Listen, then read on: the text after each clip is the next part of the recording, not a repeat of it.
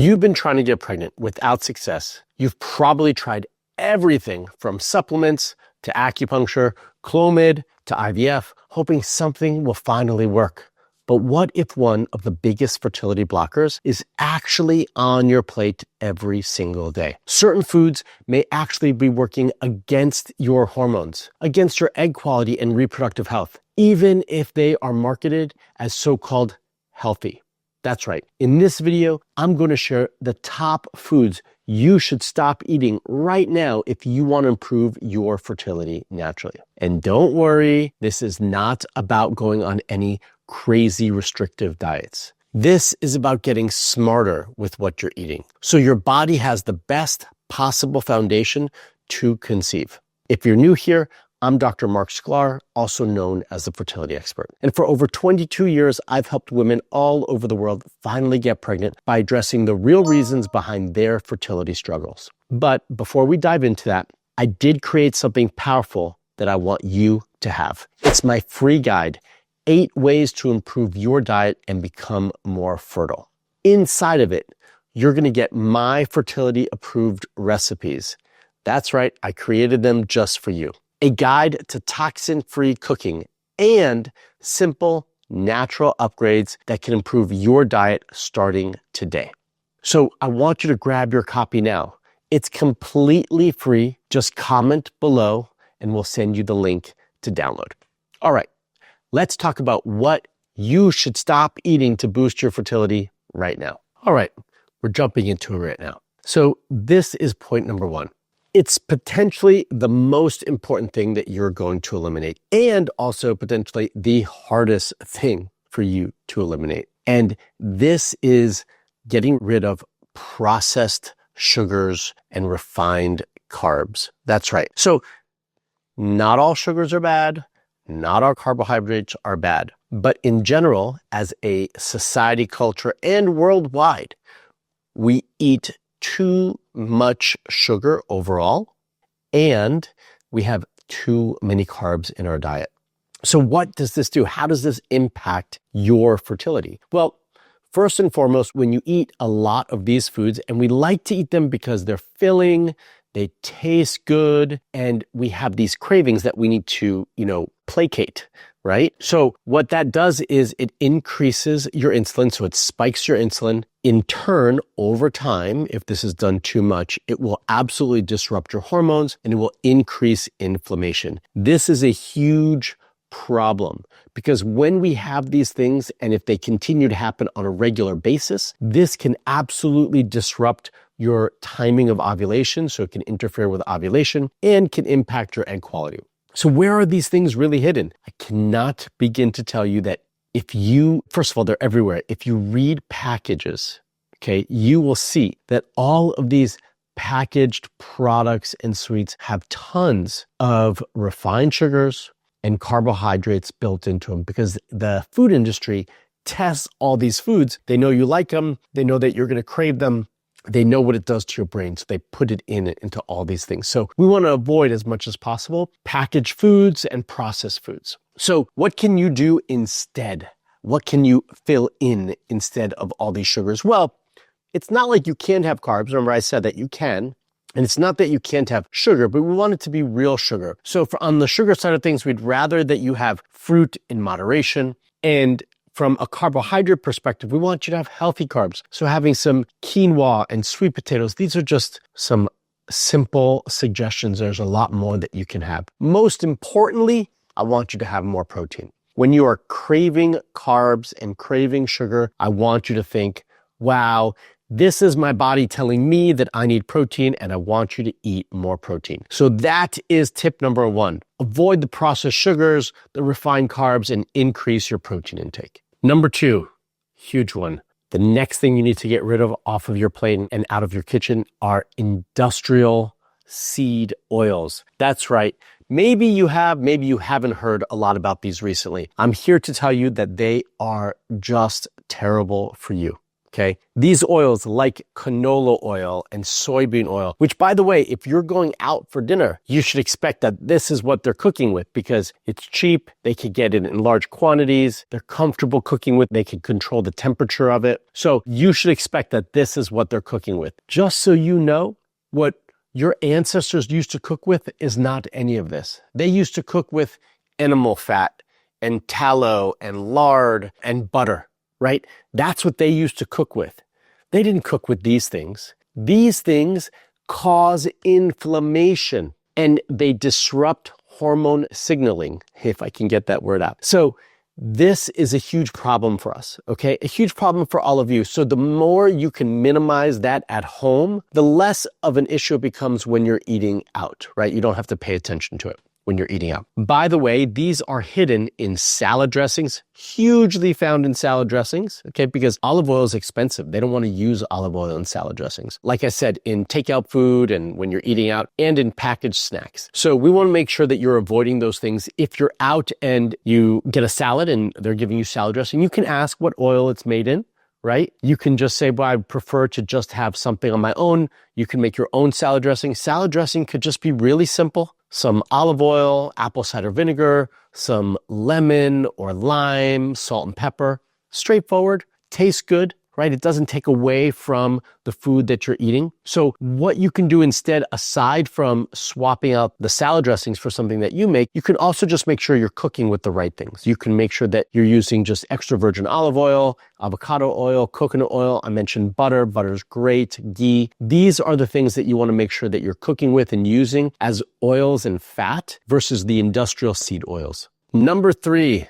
Dairy. This one's hard for so many of you. We all love a nice piece of cheese. And for many of you who have grown up drinking dairy, drinking milk, this is a hard one to give up, I understand. But what I want you all to know is that, like I've mentioned with the 2 previous ones, this one's no different. If you have conventional dairy and you have too much of it, it can trigger inflammation. It can disrupt your digestive system and digestive function. It can interrupt hormone balance. This is especially true if you have PCOS, polycystic ovarian syndrome, endometriosis, or you just have a sensitive digestive system. So I want to make sure that you are careful with dairy products. One thing you could do, or a couple things you could do instead, is you can swap it out for sheep or goat's milk or goat's dairy. This is much easier to find now than it used to be. It's also much easier in the digestive system. If you are a milk drinker, I would also ask you maybe to contemplate drinking and consuming raw milk, raw dairy products, which means you're going to have to be careful in terms of where you buy them and how quickly you consume them, but these would be much better for you. Now, with all 3 of these previous points, the overlying theme is inflammation. Each one of these causes more inflammation. What we have learned today in our society is that inflammation is a killer, okay? And it's a killer for everything, and fertility is exactly the same. So we want to make sure that we are minimizing the amount of things that are impacting our inflammatory response in our body. So decreasing these is going to be huge. I start all the members in my coaching program with a 2-week detox. When they start on this detox, these things, the things we've already talked about, are things that they take out immediately. They take these things out of their diet immediately for these 2 weeks. And I'm here to tell you that in just 2 weeks, the feedback that I get from my members about how they feel, the shifts that they see, decreased weight, more energy, better sleep, all of these things happen that quickly, and they can happen that quickly for you too. So it doesn't have to take a long time. And I'm here to tell you, I see this literally every day with the members of my coaching program. They see magical changes very quickly when they start to take these things out of their diet. Before we go any further, if this is resonating with you, and if you're wondering, how can you uncover what else is going on in your situation, in your health, in your fertility, the next step for you is to book a fertility assessment with my team. It's where we begin to understand your body, your story, and what might be standing in your way to getting the results that you want to achieve. This is where we will map out a clear, personalized plan and next steps for you, and we're going to do this together so that we can get the best next steps for you to achieve the goals that you want. If you want that free fertility assessment, then you can use the link in the description below to apply. All right, number 4. Gluten. I'm sure you expected me to talk about this one much earlier in this video, but I couldn't leave it out. When we're talking about foods that need to be removed from your diet and that could be impacting your health and your fertility, gluten is absolutely one that needs to be talked about. So what does it do? It causes gut inflammation. It can cause an autoimmune flare-up or impact your immune system, maybe cause you to be immune compromised in some capacity. I find that gluten will make all autoimmune issues worse and especially impact those with endometriosis and diabetes or insulin resistance issues. This is a huge, huge issue. So we want to make sure that we are being very careful with gluten. Now, does this mean that you can't have some gluten from time to time? No, it does. You can have some gluten maybe here and maybe there. But what I would ask all of you to do before we get to that point is that I would like for you to just eliminate it out of your diet. Take it completely out of your diet for, let's say, 2 to 3 months. Let's see how you feel. 1, you might not even want to put it back in. And 2, when you do, it's going to be much easier to put it back in moderation and control how you consume it, when you consume it, where you consume it. So I would ask you to just take that leap. How you can make this leap. What can you do instead? My preference is that you don't replace gluten with gluten-free products. So let's just say you don't replace gluten loaf of bread with a gluten-free loaf of bread. I would prefer that you just take out the bread and instead you're just eating better and cleaner without any bread products in your diet. So this is, you're just going to rely on some rice, whether, wild rice, root vegetables. This is going to be much easier for you. It's also, by the way, I know it sounds daunting. It is easier than you think it is if you give it a try. Okay. Number 5, alcohol. I know, no one wants to hear this, but this is the time. You're making these steps, you're cleaning up your diet. And like I mentioned before, with my members in my coaching program who all do the detox to start my program, alcohol is part of that. They have to get rid of alcohol.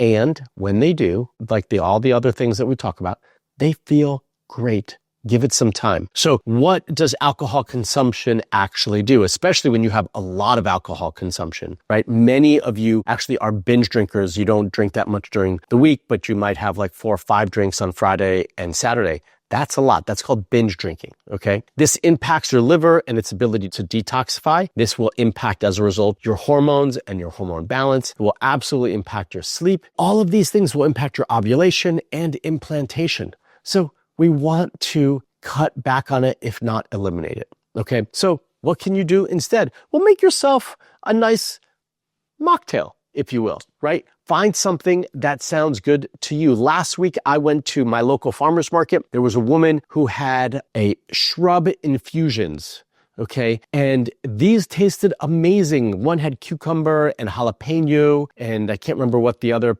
piece of that one was with berries, and you just add that to a little bit of sparkling water. It's really like a little bit of it. They're all natural. If you're going to do this, make sure they don't have added sugar. Remember, point 1, no processed sugars. So she just had those. We tried them. It was great. Oh, they also had a base of apple cider vinegar. It was fantastic. We added that to some sparkling water with a lime. It tasted great. We felt like we were having a cocktail.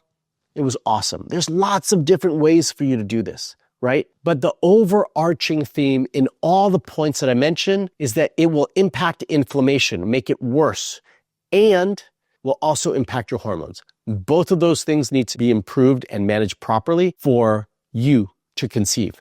So I want you to consider what you're going to do now with this information. Can you take 2 weeks, 3 weeks, and cut out all of these things just to see how you feel?